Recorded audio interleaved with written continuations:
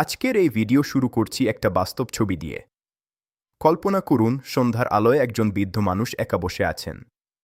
হাতে পেনশনের ছোট্ট খাম, চোখে চিন্তা। বাজারের দাম বেড়েছে, ওষুধের দাম বেড়েছে, ছেলে মেয়ের পড়াশোনা চালাতে হয়। বছরের পর বছর দেশের জন্য কাজ করে এসে আজ তারা কেন এমন কষ্টে থাকবেন? কিন্তু এই অন্ধকারের মাঝেই আজ একটা আলো এসেছে। প্রধানমন্ত্রী ঘোষণা দিয়েছেন 15,000 কোটি টাকার বিশাল বরাদ্দ।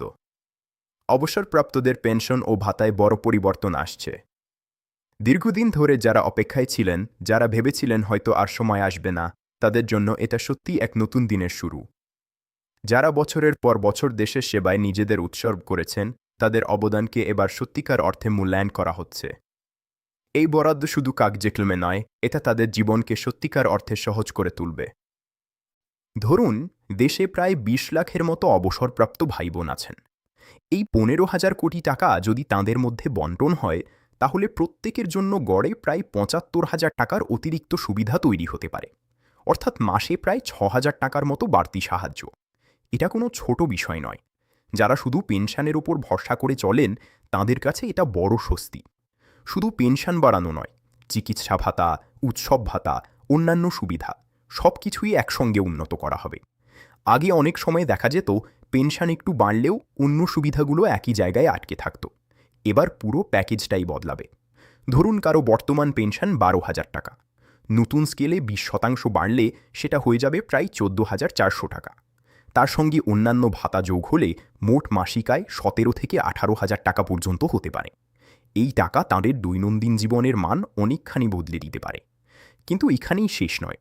এই সিদ্ধান্ত শুধু আজকের অবসরপ্রাপ্তদের জন্য নয়, যারা ভবিষ্যতে অবসর নেবেন তাদের জন্যেও একটা শক্ত ভিত্তি তৈরি হচ্ছে।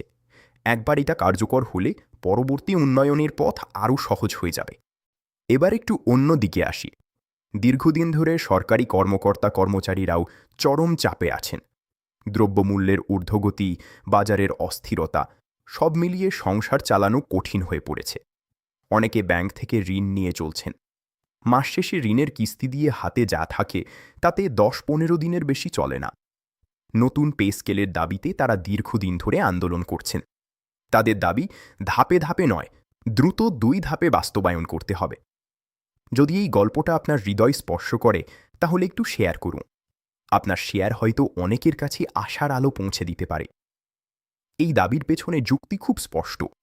দীর্ঘ সময় ধরে ধাপে ধাপে বাস্তবায়ন করলে মূল্যস্ফীতির কারণে সুবিধাটা অনেকটাই কমে যায়। 12 কেজি গ্যাসের সিলিন্ডারের দাম যেখানে দ্বিগুণ হয়েছে, অন্যান্য খরচও বেড়েছে। তাই দ্রুত বাস্তবায়ন চাই। প্রথম ধাপে মূল বেতন বাড়লে দ্বিতীয় ধাপে ভাতাগুলো সমন্বয় করলে সবার জন্যই সুবিধা হবে।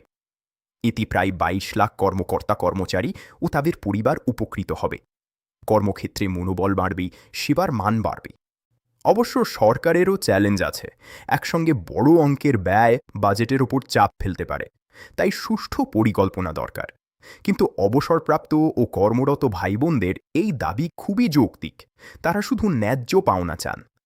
শেষ কথা, এই ঘোষণা শুধু একটা আর্থিক সিদ্ধান্ত নয়, এটা সমাজের প্রতি সরকারের দায়িত্ববোধের প্রতিফলন। যারা দেশের জন্য জীবনের অনেকটা সময় দিয়েছেন, তাদের শেষ বয়সটা যেন নিরাপদে কাটে। এই আশা নিয়ে আমরা অপেক্ষায় আছি আসন্ন বাজেটে কী সিদ্ধান্ত আসে। প্রিয় ভাই ও বোনেরা, যদি আপনি সরকারি চাকরিজীবী হন বা অবসরপ্রাপ্ত হন, তাহলে এই খবরগুলো সবার আগে পেতে চ্যানেলটি সাবস্ক্রাইব করে রাখুন। লাইক করুন, শেয়ার করুন এবং কমেন্টে আপনার মতামত জানান। আপনাদের সবার জীবন সুন্দর ও নিরাপদ হোক। ভালো থাকুন, সুস্থ থাকুন। আবার দেখা হবে পরবর্তী ভিডিওতে। ধন্যবাদ।